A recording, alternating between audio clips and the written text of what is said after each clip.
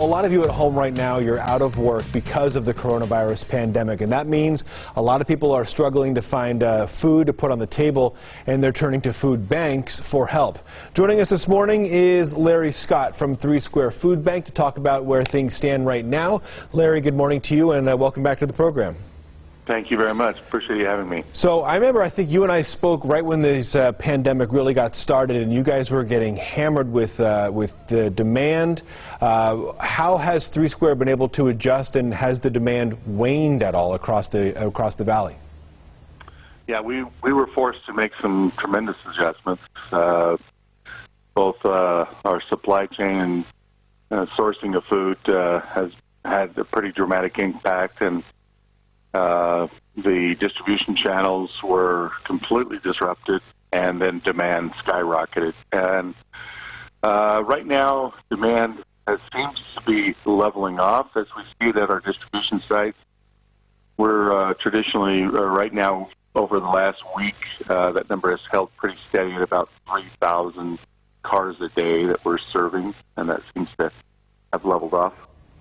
We've talked quite a bit about the issues of the food supply line nationwide. What effect might that have on a food bank like Three Square? You're used to getting a lot of food in the past from a lot of the resorts.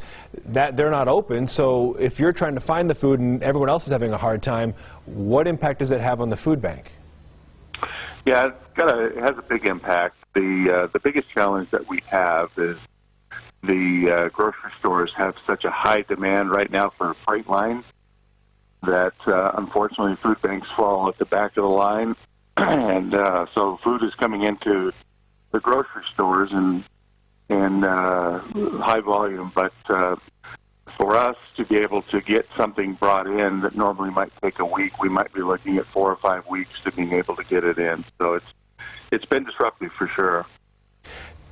The food bank, I'm sure, is maybe you're used to seeing a certain group of people, certain sort of regular customers, for lack of a better word. Has there been a moment during this pandemic where you've gone to some of these food sites and it's sunk in that this is different than anything you've ever seen before?